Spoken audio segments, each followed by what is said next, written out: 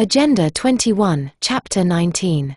Environmentally sound management of toxic chemicals, including prevention of illegal international traffic in toxic and dangerous product. 19.1. A substantial use of chemicals is essential to meet the social and economic goals of the world community, and today's best practice demonstrates that they can be used widely in a cost-effective manner and with a high degree of safety. However, a great deal remains to be done to ensure the environmentally sound management of toxic chemicals within the principles of sustainable development and improved quality of life for humankind.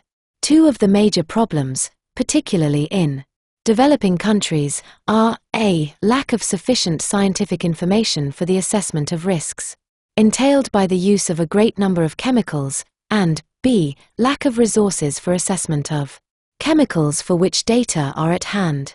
19.2.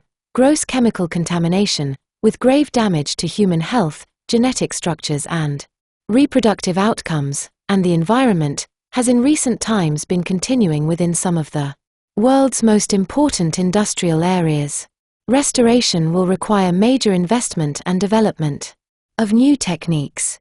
The long-range effects of pollution, extending even to the fundamental chemical and physical processes of the Earth's atmosphere and climate, are becoming understood only recently, and the importance of those effects is becoming recognized only recently as well. 19.3. A considerable number of international bodies are involved in work on chemical safety. In many countries, work programs for the promotion of chemical safety are in place. Such work has international implications, as chemical risks do not respect national boundaries. However, a significant strengthening of both national and international efforts is needed to achieve an environmentally sound management of chemicals. 19.4. 6 program areas are proposed. A. Expanding and accelerating international assessment of chemical risks. B. Harmonization of classification and labeling of chemicals. C. Information exchange on toxic chemicals and chemical risks. D. Establishment of risk reduction programs. E. Strengthening of national capabilities and capacities for management of chemicals. F. Prevention of illegal international traffic in toxic and dangerous products. In addition, the short final subsection G deals with the enhancement of cooperation related to several program areas. 19.5. The 6 program areas are together dependent for their successful implementation on intensive international work and improved coordination of current international activities, as well as on the identification and application of technical, scientific, educational, and financial means, in particular, for developing countries. To varying degrees, the program areas involve hazard assessment, based on the intrinsic properties of chemicals, risk assessment, including assessment of exposure, risk, acceptability, and risk management. 19.6. Collaboration on chemical safety between the United Nations Environment Programme, UNEP, the International Labour Organization, ILO, and the World Health Organization, WHO, in the International Programme on Chemical Safety, IPCS, should be the nucleus for international cooperation on environmentally sound management of toxic chemicals. All efforts should be made to strengthen this program. Cooperation with other programs, such as those of the Organization for Economic Cooperation and Development, OECD, and the European Communities, EC, and other regional and governmental chemical programs, should be promoted. 19.7. Increased coordination of United Nations bodies and other international organizations involved in chemicals assessment and management should be further promoted. Within the framework of IPCS, an intergovernmental meeting, convened by the Executive Director of UNEP, was held in London in December 1991 to further explore this matter. See Paras. 19.75 and 19.76. 19.8. The broadest possible awareness of chemical risks is a prerequisite for achieving chemical safety. The principle of the right of the community and of workers to know those risks should be recognized. However, the right to know the identity of hazardous ingredients should be balanced with industry's right to protect confidential business information. Industry, as referred to in this chapter, shall be taken to include large industrial enterprises and transnational corporations as well as domestic industries. The Industry Initiative on Responsible Care and Product Stewardship should be developed and promoted. Industry should apply adequate standards of operation in all countries in order not to damage human health and the environment. 19.9. There is international concern that part of the international movement of toxic and dangerous products is being carried out in contravention of existing national legislation and international instruments, to the detriment of the environment and public health of all countries, particularly developing countries.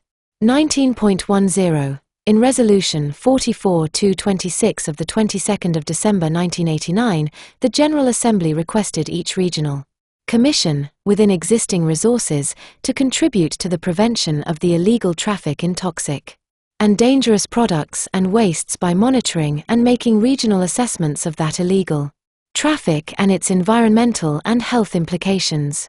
The Assembly also requested the regional commissions to interact among themselves and to cooperate with the United Nations Environment Programme, with a view to maintaining efficient and coordinated monitoring and assessment of the illegal traffic in toxic and dangerous products and wastes. Program areas. A. Expanding and accelerating international assessment of chemical risks. 19.11. Assessing the risks to human health and the environment hazards that a chemical may cause is a prerequisite to planning for its safe and beneficial use. Among the approximately 100,000 chemical substances in commerce and the thousands of substances of natural origin with which human beings come into contact, many appear as pollutants and contaminants in food, commercial products, and the various environmental media. Fortunately, exposure to most chemicals, some 1,500 cover over 95% of total world production, is rather limited, as most are used in very small amounts. However, a serious problem is that even for a great number of chemicals characterized by high volume production, crucial data for risk assessment are often lacking. Within the framework of the OECD Chemicals Program, such data are now being generated for a number of chemicals. 19.12. Risk assessment is resource-intensive. It could be made cost-effective by strengthening international cooperation and better coordination, thereby making the best use of available resources and avoiding unnecessary duplication of effort. However, each nation should have a critical mass of technical staff with experience in toxicity testing and exposure analysis, which are two important components of risk assessment. Objectives. 19.13. The objectives of this program area are: A. To strengthen international risk assessment. Several hundred priority chemicals or groups of chemicals, including major pollutants and contaminants of global significance, should be assessed by the year 2000 using current selection and assessment criteria. B. To produce guidelines for acceptable exposure for a greater number of toxic chemicals, based on peer review and scientific consensus, distinguishing between health or environment-based exposure limits and those relating to socio-economic factors. Activities. A. Management-related activities. 19.14. Governments, through the cooperation of relevant international organizations and industry, where appropriate, should: A. Strengthen and expand programs on chemical risk assessment within the United Nations System, IPCS, UNEP, ILO, WHO, and the Food and Agriculture Organization of the United Nations, FAO, together with other organizations, including the Organization for Economic Cooperation and Development, OECD, based on an agreed approach to data quality assurance, application of assessment criteria, peer review, and linkages to risk management activities, taking into account the precautionary approach. B. Promote mechanisms to increase collaboration among governments, industry, academia, and relevant non-governmental organizations involved in the various aspects of risk assessment of chemicals and related processes, in particular the promoting and coordinating of research activities to improve understanding of the mechanisms of action of toxic chemicals. C. Encourage the development of procedures for the exchange by countries of their assessment reports on chemicals with other countries for use in national chemical assessment programs. B. Data and information. 19.15. Governments, through the cooperation of relevant international organizations and industry, where appropriate, should a. Give high priority to hazard assessment of chemicals, that is, of their intrinsic properties, as the appropriate basis for risk assessment.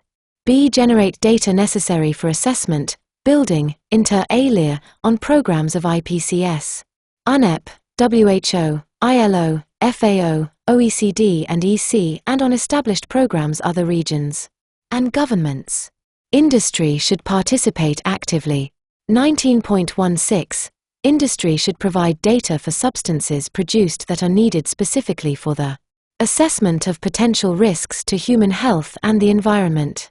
Such data should be made available to relevant national competent authorities and international bodies and other interested parties involved in hazard and risk assessment, and to the greatest possible extent to the public also, taking into account legitimate claims of confidentiality.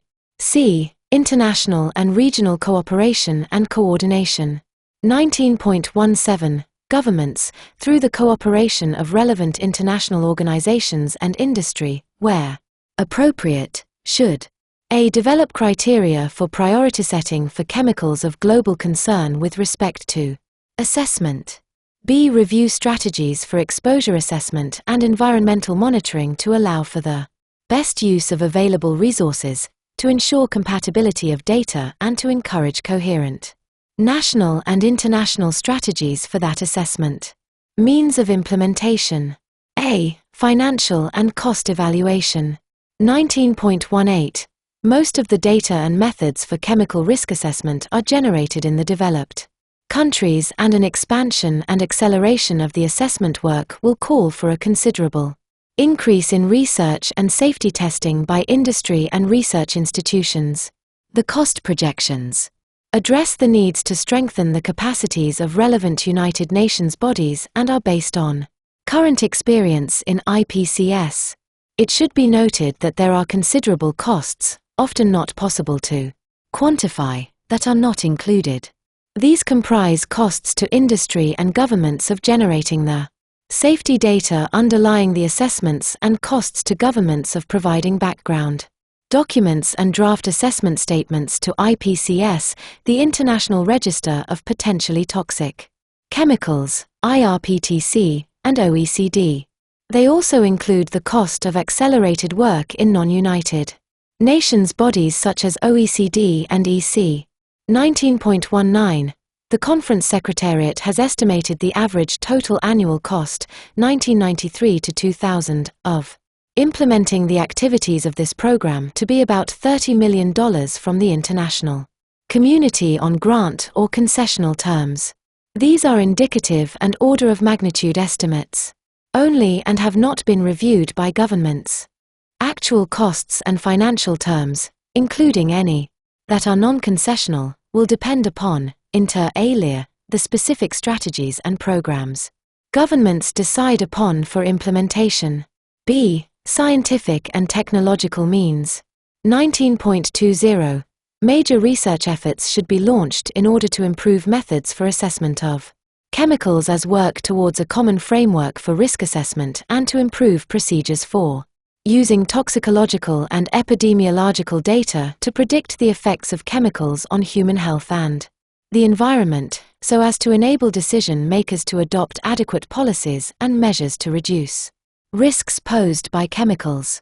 19.21. Activities include a. Strengthening research on safer alternatives to toxic chemicals that pose an unreasonable and otherwise unmanageable risk to the environment or human health and to those that are toxic, persistent and bioaccumulative and that cannot be adequately controlled. B. Promotion of research on, and validation of, methods constituting a replacement for those using test animals, thus reducing the use of animals for testing purposes. C. Promotion of relevant epidemiological studies with a view to establishing a cause and effect relationship between exposure to chemicals and the occurrence of certain diseases. D. Promotion of ecotoxicological studies with the aim of assessing the risks of chemicals to the environment. C. Human resource development. 19.22. International organizations, with the participation of governments and non-governmental organizations, should launch training and education projects involving women and children, who are at greatest risk, in order to enable countries, and particularly developing countries, to make maximum national use of international assessments of chemical risks. D. Capacity building. 19.23. International organizations, building on past, present, and future assessment work, should support countries, particularly developing countries, in developing and strengthening risk assessment capabilities at national and regional levels to minimize, and as far as possible control and prevent, risk in the manufacturing and use of toxic and hazardous chemicals. Technical cooperation and financial support or other contributions should be given to activities aimed at expanding and accelerating the national and international assessment and control of chemical risks to enable the best choice of chemicals. B. Harmonization of classification and labeling of chemicals. Basis for action. 19.24.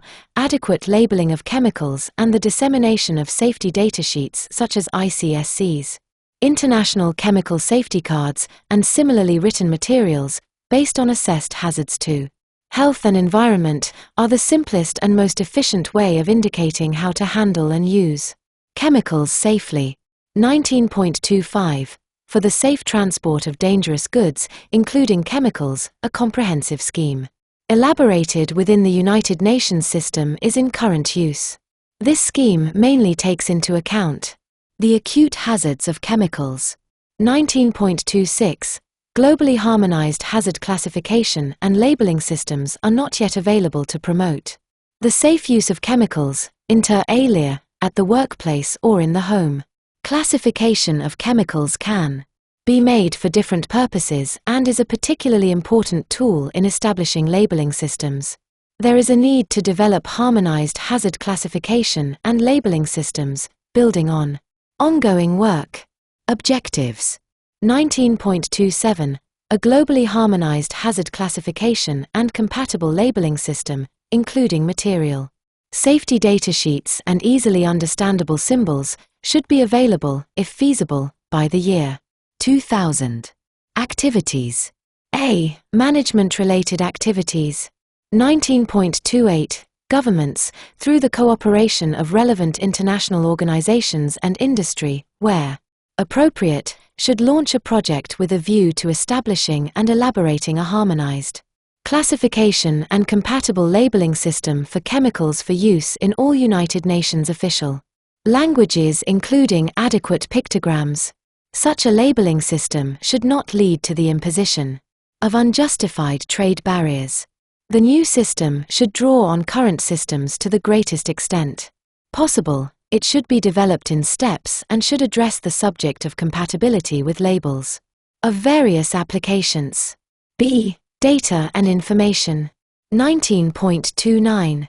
International bodies including, inter alia, IPCS, UNEP, ILO, WHO, FAO, the International Maritime Organization, IMO, the United Nations Committee of Experts on the Transport of Dangerous Goods, and OECD, in cooperation with regional and national authorities having existing classification and labeling and other information dissemination systems, should establish a coordinating group to a. Evaluate and, if appropriate, undertake studies of existing hazard classification and information systems to establish general principles for a globally harmonized system. B. Develop and implement a work plan for the establishment of a globally harmonized hazard classification system. The plan should include a description of the tasks to be completed, deadline for completion and assignment of tasks to the participants in the coordinating group. C. Elaborate a harmonized hazard classification system. D. Draft proposals for standardization of hazard communication terminology and symbols in order to enhance risk management of chemicals and facilitate both international trade and translation of information into the end-user's language. E. Elaborate a harmonized labeling system. Means of implementation. A. Financial and cost evaluation. 19.30. The Conference Secretariat has included the technical assistance costs related to this program in estimates provided in Program Area E. They estimate the average total annual cost, 1993 to 2004, strengthening international organizations to be about $3 million from the international community on grant or concessional terms. These are indicative and order of magnitude estimates only and have not been reviewed by governments. Actual costs and financial terms, including any that are non-concessional, will depend upon, inter alia, the specific strategies and programs governments decide upon for implementation. B. Human resource development. 19.31.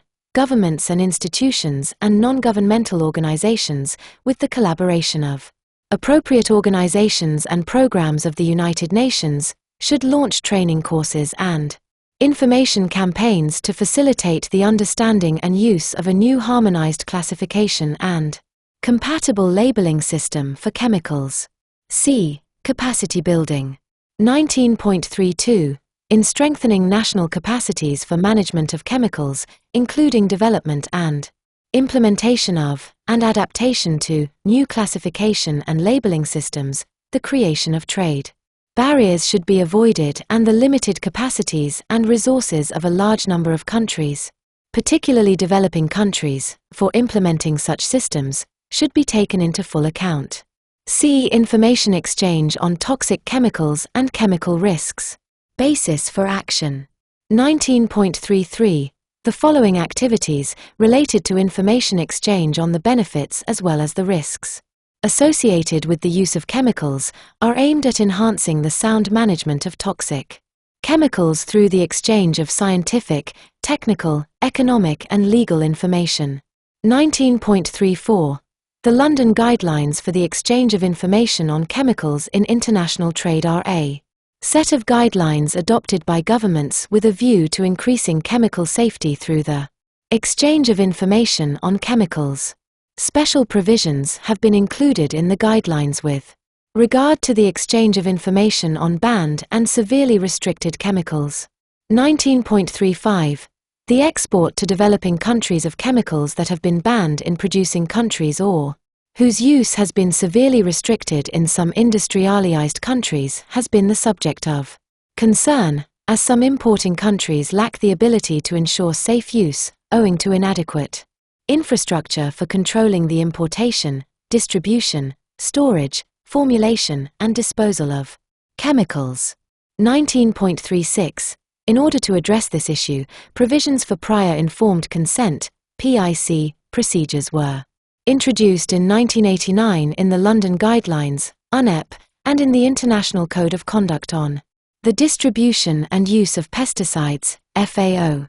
In addition, a joint FAO-UNEP program has been launched for the operation of the PIC procedures for chemicals, including the selection of chemicals to be included in the PIC procedure and preparation of PIC decision guidance documents. The ILO Chemicals Convention calls for communication between exporting and importing countries when hazardous chemicals have been prohibited for reasons of safety and health at work.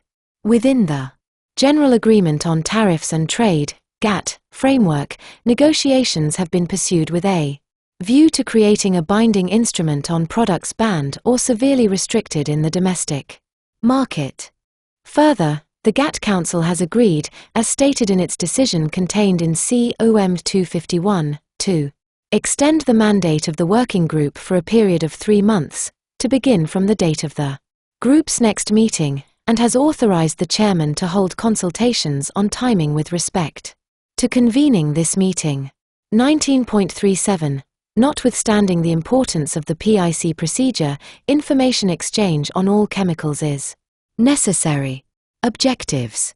19.38. The objectives of this program area are: A. To promote intensified exchange of information on chemical safety, use, and emissions among all involved parties. B. To achieve by the year 2000, as feasible, full participation in and implementation of the PIC procedure, including possible mandatory applications through legally binding instruments contained in the amended London Guidelines and in the FAO International Code of Conduct, taking into account the experience gained within the PIC procedure. Activities. A. Management-related activities. 19.39. Governments and relevant international organizations with the cooperation of industry should: A. Strengthen national institutions responsible for information exchange on toxic chemicals, and promote the creation of national centers where these centers do not exist. B. Strengthen international institutions and networks, such as IRPTC, responsible for information exchange on toxic chemicals. C. Establish technical cooperation with, and provide information to, other countries, especially those with shortages of technical expertise, including training in the interpretation of relevant technical data, such as environmental health criteria, documents, health and safety guides, and international chemical safety cards. Published by IPCS, monographs on the evaluation of carcinogenic risks of chemicals to humans, published by the International Agency for Research on Cancer, IARC, and decision guidance documents provided through the FAO-UNEP Joint Program on PIC, as well as those submitted by industry and other sources. D. Implement the PIC procedures as soon as possible and, in the light of experience gained, invite relevant international organizations such as UNEP, GATT, FAO, WHO and others, in their respective area of competence to consider working expeditiously towards the conclusion of legally binding instruments. B. Data and information. 19.40. Governments and relevant international organizations with the cooperation of industry should: A. Assist in the creation of national chemical information systems in developing countries, and improve access to existing international systems. B. Improve databases and information systems on toxic chemicals, such as emission inventory programs, through provision of training in the use of those systems as well as software, hardware, and other facilities.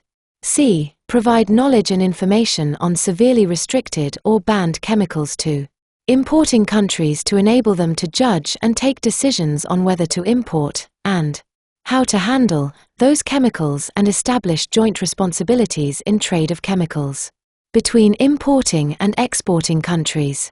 D. Provide data necessary to assess risks to human health and the environment of possible alternatives to banned or severely restricted chemicals.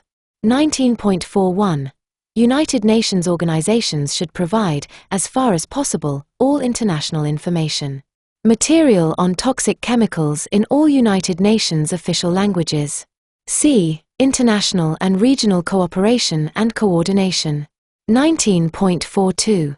Governments and relevant international organizations with the cooperation of industry should cooperate in establishing, strengthening, and expanding, as appropriate, the network of designated national authorities for exchange of information on chemicals and establish a technical exchange program to produce a core of trained personnel within each participating country.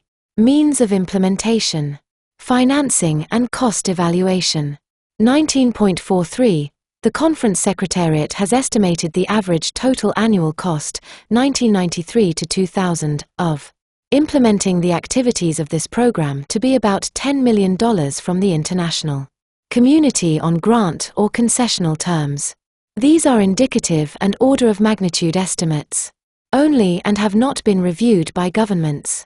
Actual costs and financial terms, including any that are non-concessional, will depend upon, inter alia, the specific strategies and programs governments decide upon for implementation. D. Establishment of risk reduction programs. Basis for action. 19.44. There are often alternatives to toxic chemicals currently in use. Thus, risk reduction can sometimes be achieved by using other chemicals or even non-chemical technologies. The classic example of risk reduction is the substitution of harmless or less harmful substances for harmful ones. Establishment of pollution prevention procedures and setting standards for chemicals in each environmental medium, including food and water, and in consumer goods, constitute another example of risk reduction. In a wider context, risk reduction involves broad-based approaches to reducing the risks of toxic chemicals, taking into account the entire life cycle of the chemicals. Such approaches could encompass both regulatory and non-regulatory measures, such as promotion of the use of cleaner products and technologies, pollution prevention procedures and programs, emission inventories, product labeling, use limitations, economic incentives, procedures for safe handling and exposure regulations, and the phasing out or banning of chemicals that pose unreasonable and otherwise unmanageable risks to human health and the environment, and of those that are toxic, persistent and bioaccumulative and whose use cannot be adequately controlled. 19.45. In the agricultural area, integrated pest management, including the use of biological control agents as alternatives to toxic pesticides, is one approach to risk reduction. 19.46. Other areas of risk reduction encompass the prevention of chemical accidents, prevention of poisoning by chemicals, and the undertaking of toxicovigilance and coordination of cleanup and rehabilitation of areas damaged by toxic chemicals. 19.47. The OECD Council has decided that OECD member countries should establish or strengthen national risk reduction programs. The International Council of Chemical Associations, ICCA, has introduced initiatives regarding responsible care and product stewardship aimed at reduction of chemical risks. The Awareness and Preparedness for Emergencies at Local Level, APEL, program of UNEP is designed to assist decision-makers and technical personnel in improving community awareness of hazardous installations and in preparing response plans. ILO has published a code of practice on the prevention of major industrial accidents and is preparing an international instrument on the prevention of industrial disasters for eventual adoption in 1993. Objectives. 19.48. The objective of the program area is to eliminate unacceptable or unreasonable risks and, to the extent economically feasible, to reduce risks posed by toxic chemicals by employing a broad-based approach involving a wide range of risk reduction options and by taking precautionary measures derived from a broad-based life cycle analysis. Activities. A. Management-related activities. 19.49. Governments, through the cooperation of relevant international organizations and industry, where appropriate, should a. Consider adopting policies based on accepted producer liability principles, where appropriate, as well as precautionary, anticipatory, and life cycle approaches to chemical management, covering manufacturing, trade, transport, use, and disposal. B. Undertake concerted activities to reduce risks for toxic chemicals, taking into account the entire life cycle of the chemicals. These activities could encompass both regulatory and non-regulatory measures, such as promotion of the use of cleaner products and technologies, emission inventories, product labeling, use limitations, economic incentives, and the phasing out or banning of toxic chemicals that pose an unreasonable and otherwise unmanageable risk to the environment or human health, and those that are toxic, persistent, and bioaccumulative and whose use cannot be adequately controlled. C. Adopt policies and regulatory and non-regulatory measures to identify and minimize exposure to toxic chemicals by replacing them with less toxic substitutes and ultimately phasing out the chemicals that pose unreasonable and otherwise unmanageable risk to human health and the environment, and those that are toxic, persistent, and bioaccumulative, and whose use cannot be adequately controlled. D. Increase efforts to identify national needs for standard setting and implementation in the context of the FAO/WHO Codex Alimentarius in order to minimize adverse effects of chemicals in food. E. Develop national policies and adopt the necessary regulatory framework for prevention of accidents, preparedness and response, inter alia, through land use planning, permit systems and reporting requirements on accidents, and work with the OECD or UNEP, International Directory of Regional Response Centers, and the APPEL program. F. Promote establishment and strengthening, as appropriate, of national poison control centers to ensure prompt and adequate diagnosis and treatment of poisonings. G. Reduce overdependence on the use of agricultural chemicals through alternative farming practices, integrated pest management and other appropriate means. H. Require manufacturers, importers, and others handling toxic chemicals to develop, with the cooperation of producers of such chemicals, where applicable, emergency response procedures and preparation of on-site and off-site emergency response plans. I. Identify, assess, reduce and minimize, or eliminate as far as feasible by environmentally sound disposal practices, risks from storage of outdated chemicals. 19.50. Industry should be encouraged to A. Develop an internationally agreed upon code of principles for the management of trade in chemicals, recognizing in particular the responsibility for making available information on potential risks and environmentally sound disposal practices if those chemicals become wastes, in cooperation with governments and relevant international organizations and appropriate agencies of the United Nations system. B. Develop application of a responsible care approach by producers and manufacturers towards chemical products, taking into account the total life cycle of such products. C. Adopt, on a voluntary basis, community right-to-know programs based on international guidelines, including sharing of information on causes of accidental and potential releases and means of preventing them, and reporting on annual routine emissions of toxic chemicals to the environment in the absence of host country requirements. B. Data and information. 19.51. Governments, through the cooperation of relevant international organizations and industry, where appropriate, should A. Promote exchange of information on national and regional activities to reduce the risks of toxic chemicals. B. Cooperate in the development of communication guidelines on chemical risks at the national level to promote information exchange with the public and the understanding of risks. C. International and regional cooperation and coordination. 19.52. Governments, through the cooperation of relevant international organizations and industry, where appropriate, should A. Collaborate to develop common criteria to determine which chemicals are suitable candidates for concerted risk reduction activities. B. Coordinate concerted risk reduction activities. C. Develop guidelines and policies for the disclosure by manufacturers, importers, and others using toxic chemicals of toxicity information declaring risks and emergency response arrangements. D. Encourage large industrial enterprises including transnational corporations and other enterprises wherever they operate to introduce policies demonstrating the commitment, with reference to the environmentally sound management of toxic chemicals, to adopt standards of operation equivalent to or not less stringent than those existing in the country of origin. E. Encourage and support the development and adoption by small and medium-sized industries of relevant procedures for risk reduction in their activities.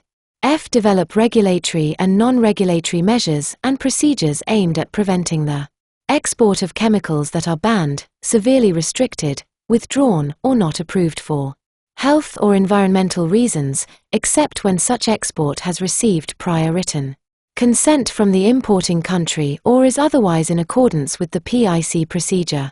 G. Encourage national and regional work to harmonize evaluation of pesticides. H. Promote and develop mechanisms for the safe production, management, and use of dangerous materials, formulating programs to substitute for them safer alternatives. where appropriate. I. Formalize networks of emergency response centers. J. Encourage industry, with the help of multilateral cooperation, to phase out as appropriate and dispose of any banned chemicals that are still in stock or in use in an environmentally sound manner, including safe reuse, where approved and appropriate. Means of implementation. A. Financial and cost evaluation. 19.53. The Conference Secretariat has included most costs related to this program in estimates provided for program areas A and E. They estimate other requirements for training and strengthening the emergency and poison control centers to be about $4 million annually from the international community on grant or concessional terms. These are indicative and order of magnitude estimates only and have not been reviewed by governments. Actual costs and financial terms, including any that are non-concessional, will depend upon, inter alia, the specific strategies and programs governments decide upon for implementation. B. Scientific and technological means. 19.54. Governments, in cooperation with relevant international organizations and programs, should A. Promote technology that would minimize release of and exposure to toxic chemicals in all countries. B. Carry out national reviews, as appropriate, of previously accepted pesticides whose acceptance was based on criteria now recognized as insufficient or outdated and of their possible replacement with other pest control methods, particularly in the case of pesticides that are toxic, persistent, and/or bioaccumulative. E. Strengthening of national capabilities and capacities for management of chemicals. Basis for action. 19.55. Many countries lack national systems to cope with chemical risks. Most countries lack scientific means of collecting evidence of misuse and of judging the impact of toxic chemicals on the environment because of the difficulties involved in the detection of many problematic chemicals and systematically tracking their flow. Significant new uses are among the potential hazards to human health and the environment in developing countries. In several countries with systems in place, there is an urgent need to make those systems more efficient. 19.56. Basic elements for sound management of chemicals are A. Adequate legislation, B. Information gathering and dissemination, C. Capacity for risk assessment and interpretation, D. Establishment of risk management policy, E. Capacity for implementation and enforcement, F. Capacity for rehabilitation of contaminated sites and poisoned persons, G. Effective education programs and H. Capacity to respond to emergencies. 19.57. As management of chemicals takes place within a number of sectors related to various national ministries, experience suggests that a coordinating mechanism is essential. Objective. 19.58.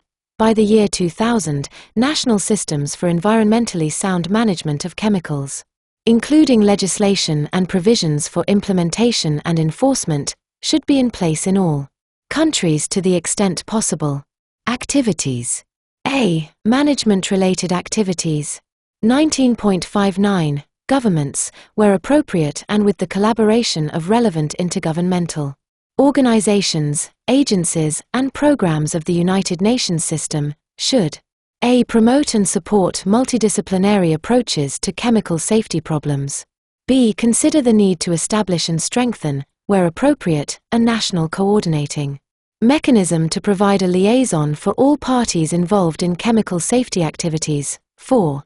Example: agriculture, environment, education, industry, labor, health, transportation, police, civil defense, economic affairs, research institutions, and poison control centers.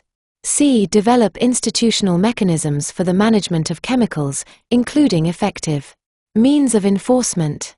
D. Establish and develop or strengthen, where appropriate, networks of emergency response centers, including poison control centers. E. Develop national and local capabilities to prepare for and respond to accidents by taking into account the UNEP Appel program and similar programs on accident prevention. preparedness and response, where appropriate, including regularly tested and updated emergency plans. F. Develop, in cooperation with industry, emergency response procedures, identifying means and equipment in industries and plants necessary to reduce impacts of accidents. B. Data and information. 19.60.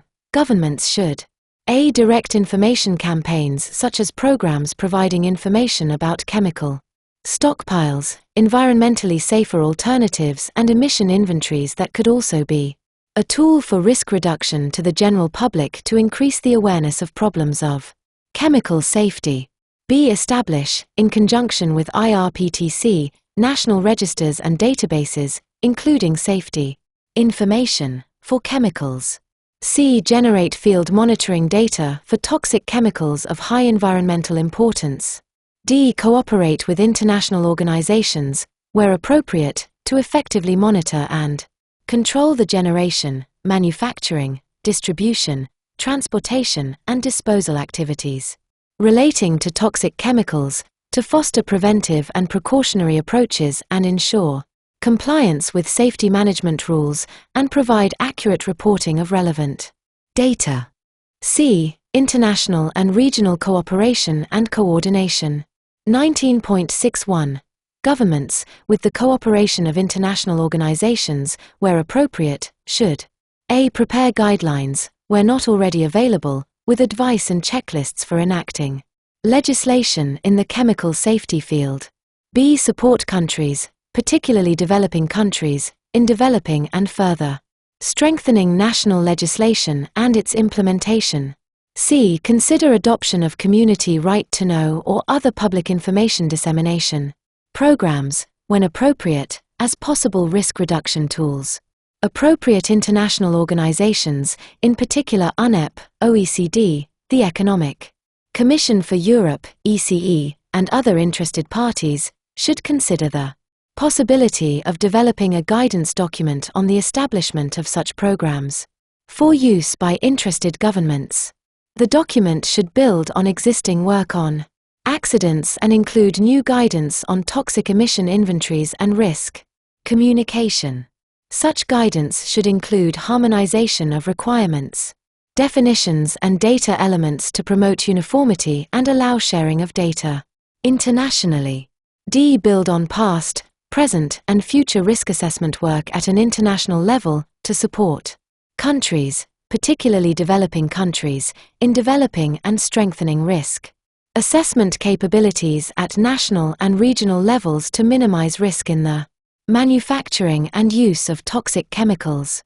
E. Promote implementation of UNEP's APEL program and, in particular, use of an OECD, UNEP International Directory of Emergency Response Centers.